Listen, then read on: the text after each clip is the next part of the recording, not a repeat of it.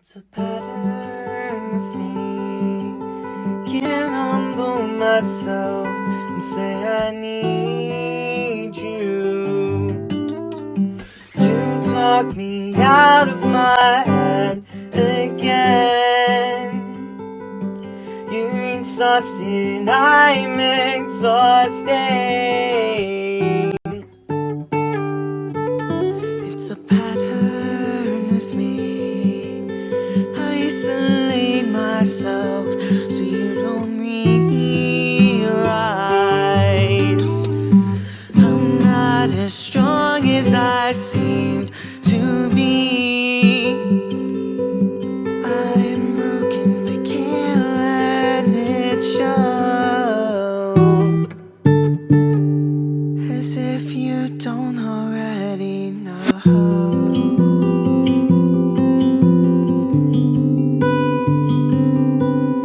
As if you hadn't realized, or our conversations have turned to minutes. Sometimes I forget you're not as naive as I am. Let me play.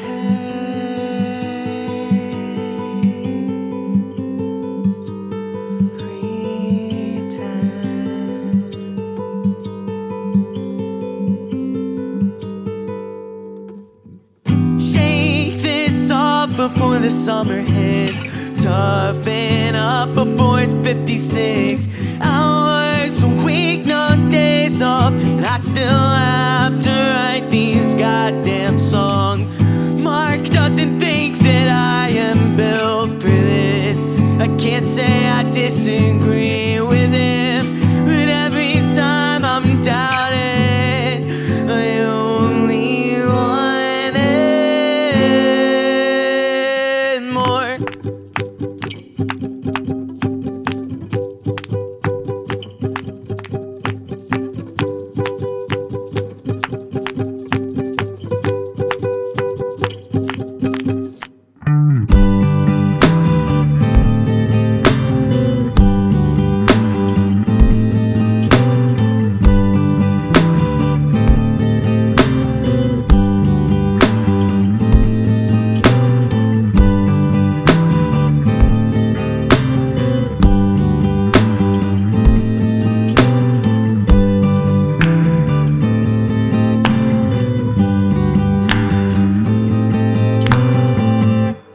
All right, let's go. Week 15, turn to minutes.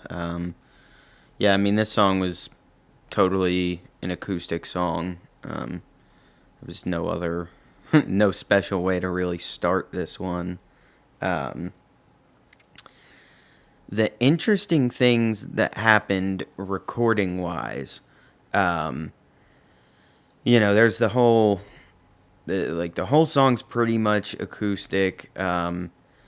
Going into like the B section, the B section starts on the upbeat, so it's kind of like and I really wanted to leave that downbeat open to just like fuck with people, but I also hate when people do that.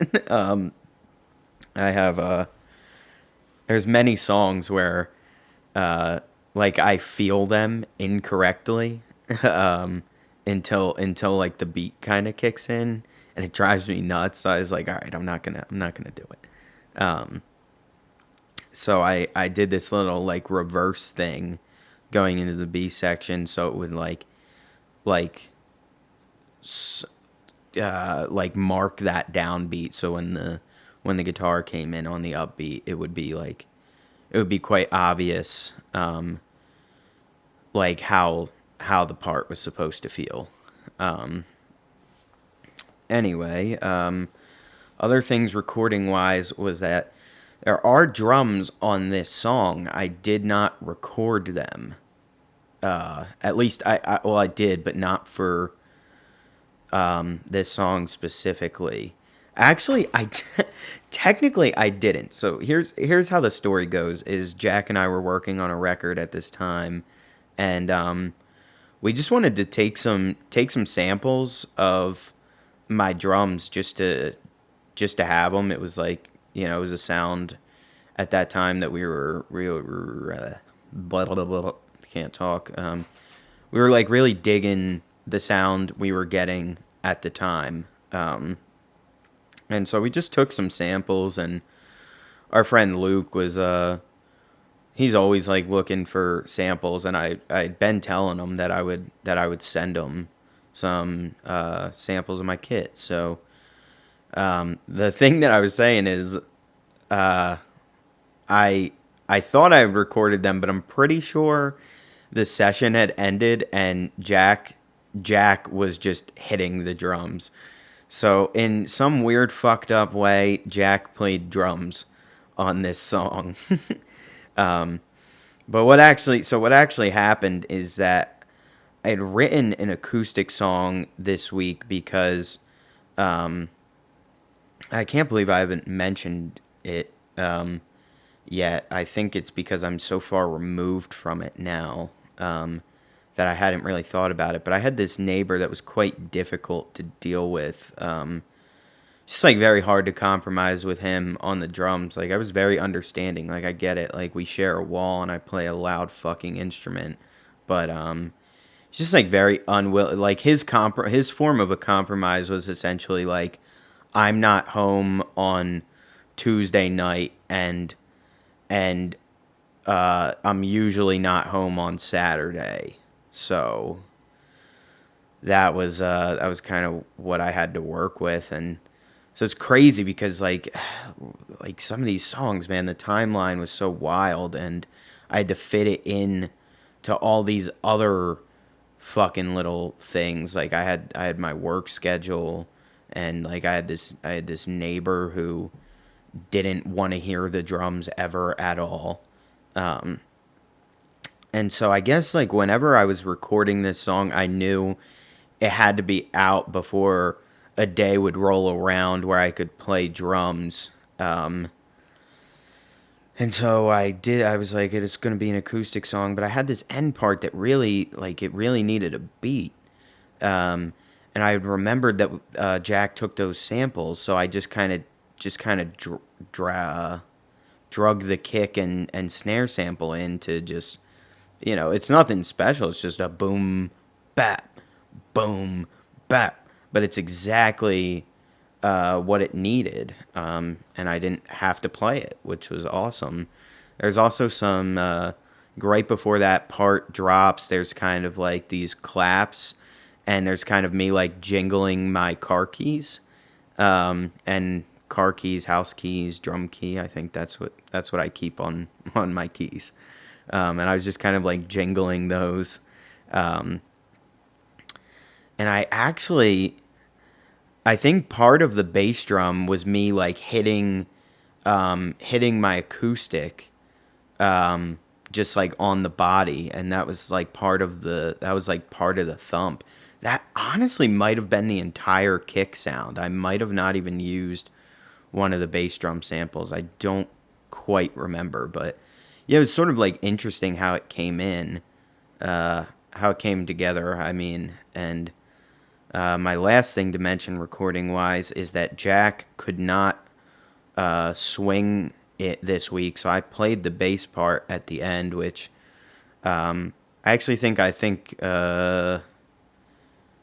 I don't know. I think it's good. I think that whole end part's good. I don't really love the whole like strumming section before it. I guess you would call it a bridge. I've kind of starting to come back around on it. I was like, obviously at the time I was like, yeah, this'll do, and then I started to really not like it and think it was kind of corny. But now I'm like, it's fine. It's whatever. Lyrically, so this song was about, I can't say for sure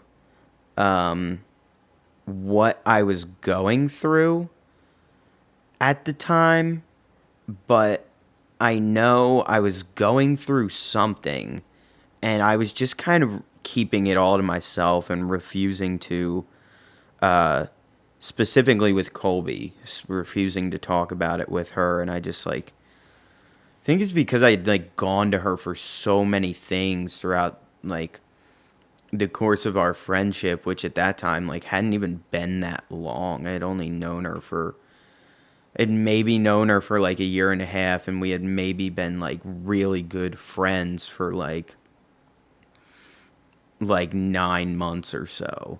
And I was just like kind of embarrassed about all the times in that short 9 months that she had to like fucking talk me out of my head. And you know, like she got a kid, dude, and like a lot of things and people pulling her in different directions. And I think it was just a combination of like my own insecurity mixed with like knowing that she's busy. I mean, she would never ever like tell me she didn't have the time for me. Like we're on that level where like we will drop anything for each other. Um but yeah, the whole that was the whole kind of thing was I was just like isolating myself, um partly because I didn't want to bother her, partly because like I think it was like an ego thing of like I don't want you to know how fucked up I am, even though you know how fucked up I am. Um, and I like how it goes into the as if you don't already know, as if you hadn't realized our conversations have turned to minutes.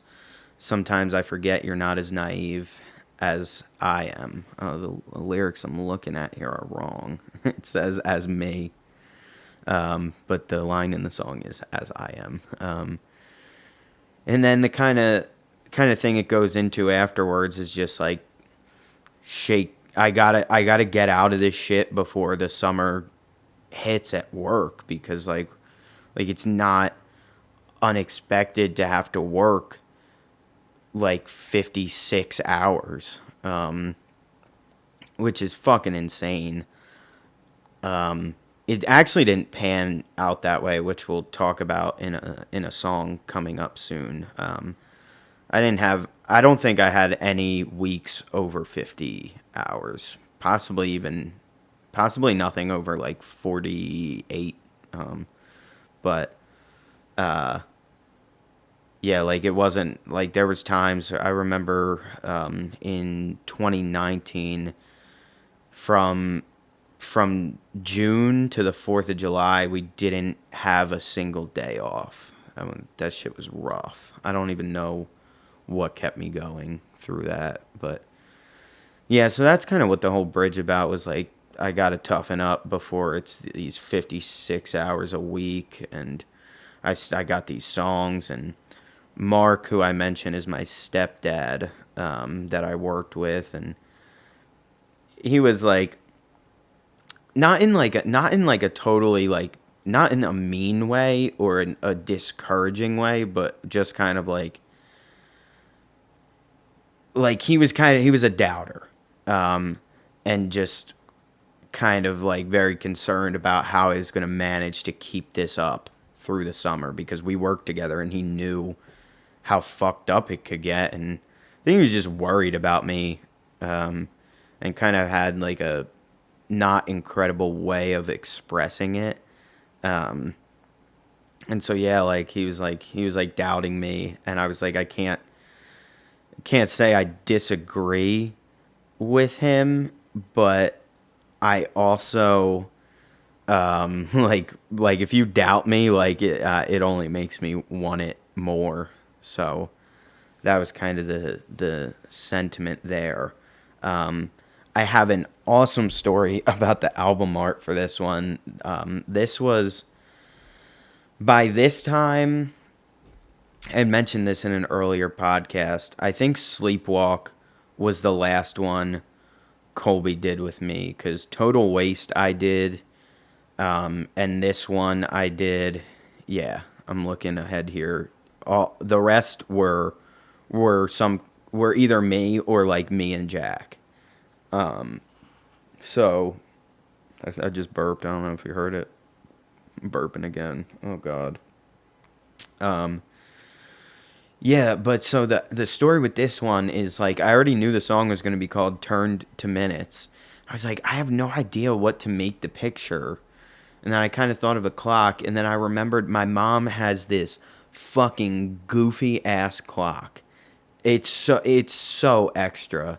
Um, every hour on the hour, it just you can see it in the picture. It just like does this whole thing where the entire like clock spins apart, and it plays these songs. The songs are bangers. Yeah, I can't help but sing along every time. They're not songs. They're literally just like stupid little little melodies. But I can hear them in my head right now and can't bring myself to sing it. Um, I had this idea and I was like, oh my God, the clock moves and it's turned to minutes. Oh my God, it's perfect. I look at the time. It's 7:58. I run upstairs with the camera and I stand in front of the clock just waiting. And sure enough, as it does this crazy spinning extra clock thing on the hour. And it strikes 8 and I take a picture, or it strikes, yeah, 7:58, I think. It was either 7:58 or 8:58, whatever. It doesn't matter. And I take this picture, and it just worked. It was one shot. It worked out so perfectly. Um, and yeah, so that's the story with this one.